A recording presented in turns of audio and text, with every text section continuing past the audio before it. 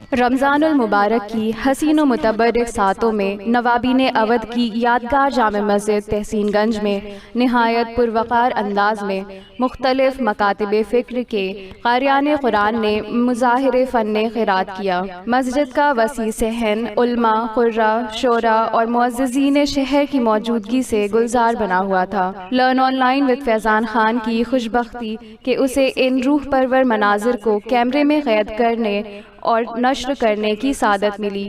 پیش ہے محفل بزم قرآن کی کچھ جھلکیاں۔ قرآن کریم ایک ایسی کتاب ہے جس کا دیکھنا بھی عبادت، النظر الی المصحف عبادت، جس کا پڑھنا بھی عبادت، جس کا سننا بھی عبادت ہے۔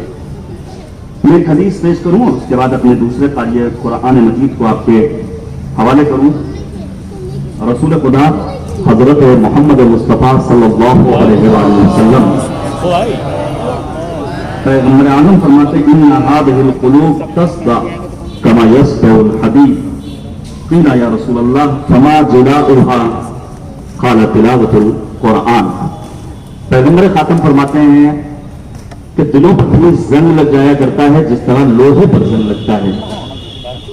زنگ آلود لوہے سے اگر زنگ کو ختم کرنا ہو تو ہم ریگمال استعمال کرتے ہیں، اگر دلوں پر زنگ لگ جائے تو اسے ختم کرنے کا اور دلوں کو جلا بخشنے کا ذریعہ ہے تلاوت قرآن مجید۔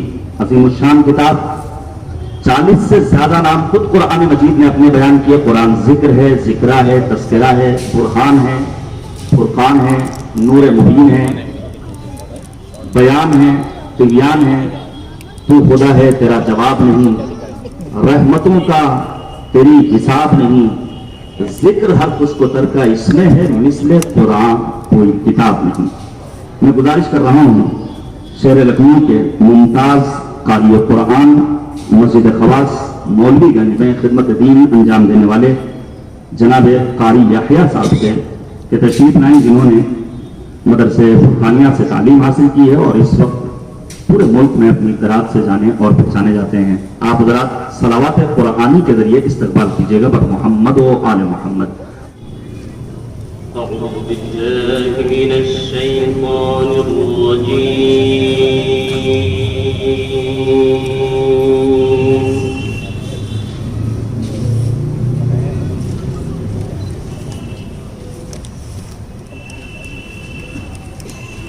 بسم اللہ الرحمن الرحیم۔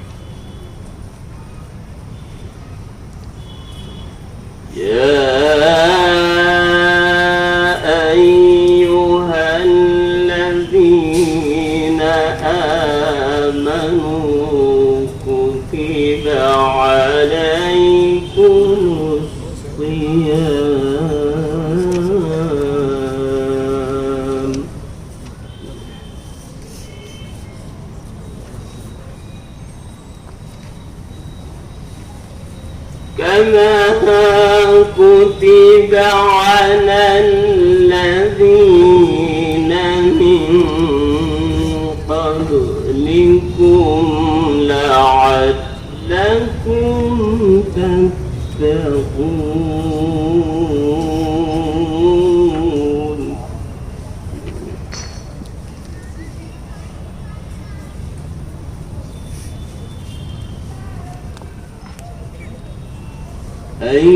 أياما معدودات،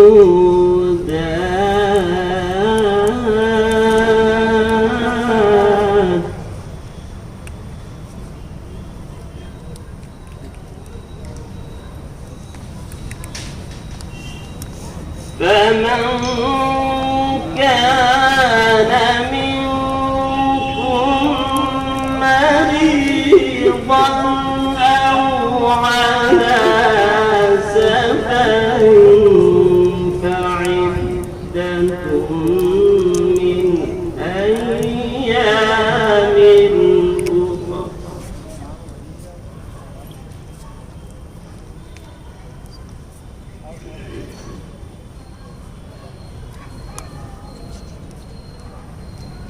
فمن كان منكم مريضا أو على سفر فعدة من أيام أخر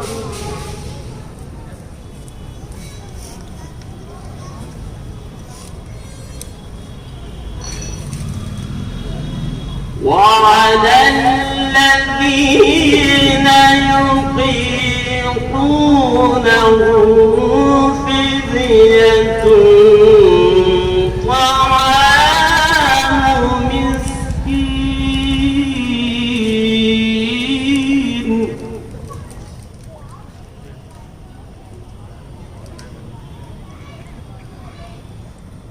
فمن تطوع خيرا فهو خير له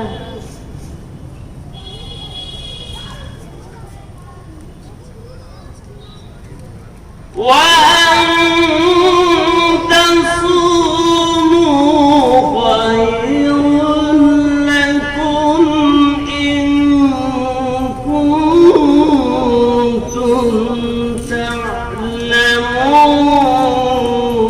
تعلمون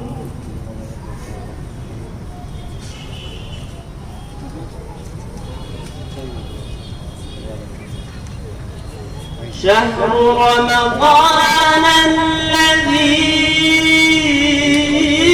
أنزل فيه القرآن هدى للناس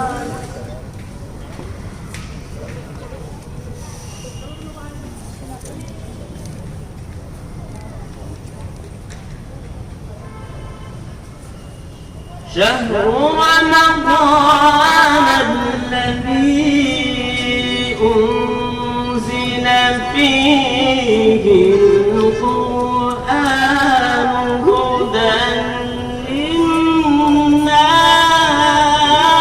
للناس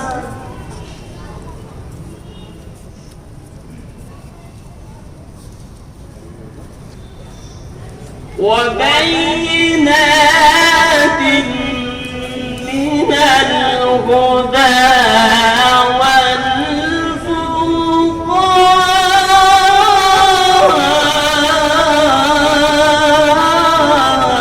والفرقان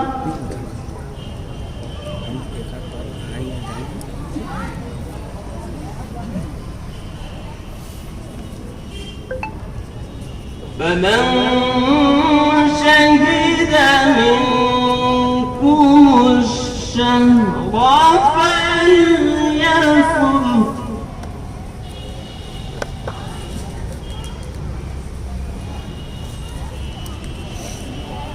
ومن كان مريضا أو على سفر فعدة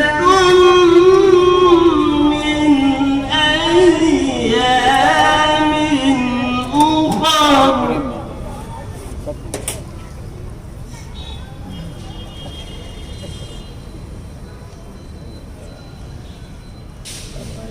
يريد الله بكم اليسر ولا يريد بكم العسر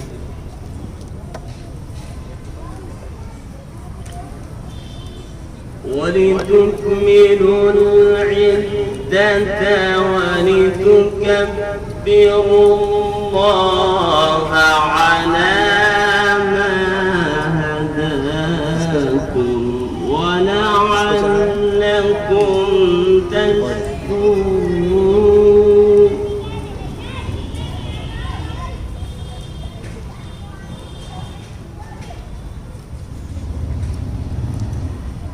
وإذا سألك عبادي عني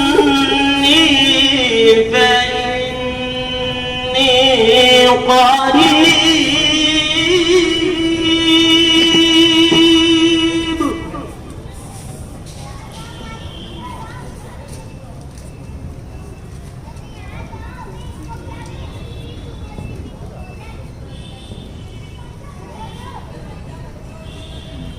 أجيب دعوة الداع إذا دعاني فليستجيبوا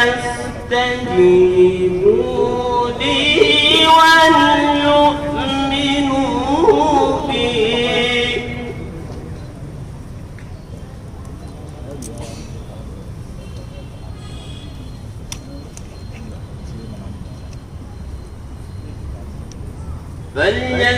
فليستجيبوا لي وليؤمنوا بي لعلهم يرشدون.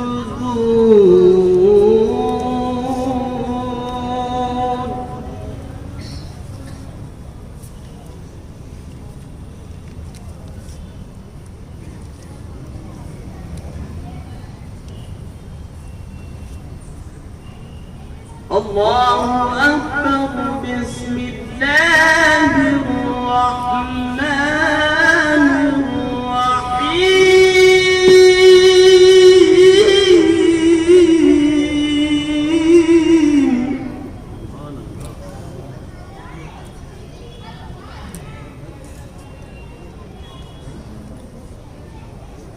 قل يا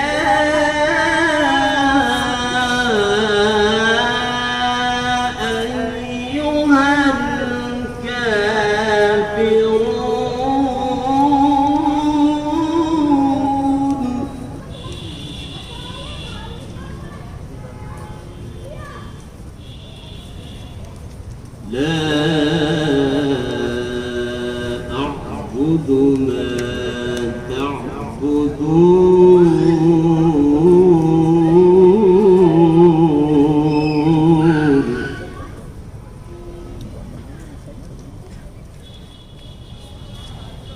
ولا أنتم عابدون ما أعبد.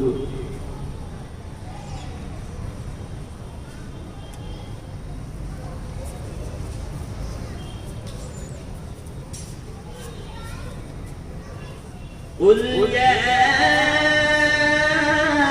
أيها الكافرون لا أعبد ما تعبدون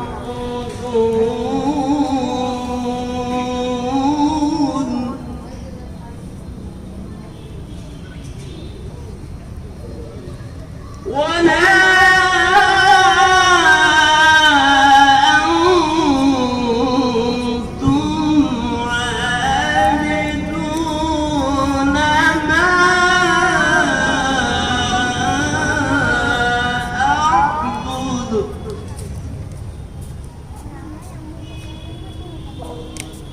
ولا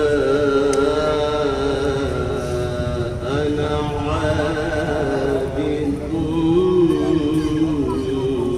ما عبدتم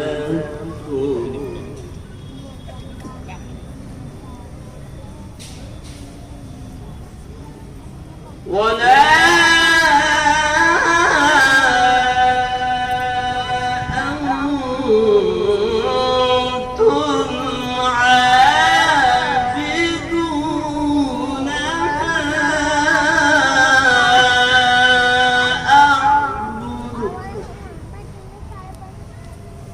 لكم دينكم ولي دين.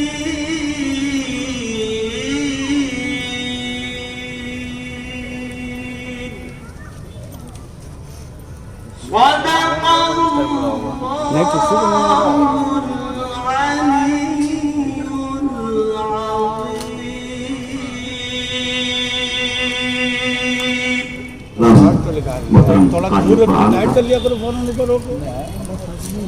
उन आयात करीमा का इंतखाब किया तो इसी माह मुबारक रमज़ान से मुताल्लिक़ हैं और परवरदिगार आलम ने सराहत के साथ ऐलान किया युरीदुल्लाहु बिकुमुल युस्र वला युरीदु बिकुमुल उस्र। उसके बावजूद बाज़ अफराद माह मुबारक रमज़ान में रोज़ा नहीं रखते हैं बल्कि روزہ خوری میں مصروف رہتے ہیں. استاد الاساتذہ نجم الواعظین جناب علامہ ابن علی واعظ شاید میرٹھی نے کیا خوب کہا تھا کہ اہل بیت مصطفیٰ کا چاہنے والا ہے تو عقل سے کچھ کام لے. ایک سال کے ایام کیوں، سال میں ایک ماہ روزے کون سے دشوار ہیں، 365 دنوں میں 30 یا 29 دن. یہ پروگرام جو آپ کے سامنے روح پرور مناظر یہ ولایت ٹی وی کی طرف سے ہے، اور ولایت ٹی وی کا جو قرآنی شعبہ ہے اس کا مقصد یہ ہے کہ ہر مومن تک بالخصوص بچوں تک اور نوجوان نسل تک قرآنی تعلیمات کو پہنچایا جائے. مشہور معروف بین الاقوامی قاریان قرآن کی تلاوت اگر آپ کو سننا ہو تو آپ اس سے وابستہ ہوں. درس تجوید چاہیے تو آپ یوٹیوب چینل کو دیکھیں. اسی طرح گھر بیٹھے قرآن مجید اگر پڑھنا سیکھنا چاہتے ہیں تب بھی آپ اس سے وابستہ ہوں تاکہ قرآنی فیوز و برکات آپ کے گھر تک پہنچتے رہیں. میں یاد کرنا چاہوں گا محترم جناب مولانا غلام السیدین حاشر جوراسی صاحب کو. انہوں نے کیا خوب اشعار کہے کہ ماہ سیام ماہ الہی کا نام ہے، اس میں نزول رحمت معبود عام ہے، اس کا شہور غیر میں اپنا مقام ہے، یہ دوسرے مہینوں کا شاہ و امام ہے پورا سال گرچہ عبادت کے واسطے، مخصوص ہے یہ ماہ ریاضت کے واسطے.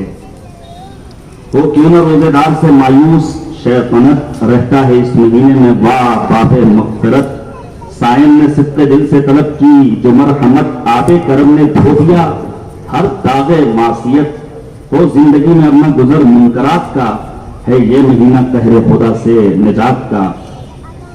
ایام سال میں اسے حاصل ہے ایک وقار، لاتا ہے اپنے ساتھ عبادت کی یہ بہار، کرتا ہے مومنوں کو تقرب سے ہمکنار، بندے کے واسطے ہے یہ انعام کردگار. راتوں میں جاگنے کا صلہ بے حساب ہے، سونا بھی اس میں باعث اجر و ثواب ہے.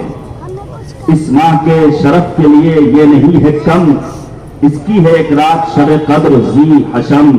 نازل ہوا ہے اس میں وہ قرآن محترم، ہوتی ہے جس کے آگے جبین نیاز خم. جس کی سحر میں ذکر الہی کا ساز ہے، افطار کا بھی وقت بڑا دل نواز ہے. آخری بند کی روزہ ہے ایک وسیلہ عرفان و آگہی، کرتا ہے اب کوئی عطا قرب داوری. انسان کو اس کا فیض بناتا ہے، متقی ہوتا ہے پاک و صاف گناہوں سے آدمی. موسم بھی اعتبار جو صوم و صلاۃ کا، ہو کیوں نہ سرد جوش جنوں خواہشات کا.